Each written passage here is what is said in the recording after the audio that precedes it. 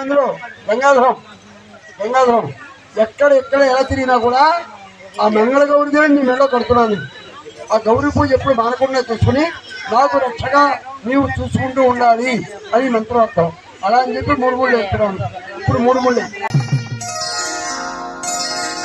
శ్రీరస్తు శుభమస్తు, శ్రీరస్తు శుభమస్తు, శ్రీరస్తు శుభమస్తు, శ్రీరస్తు శుభమస్తు.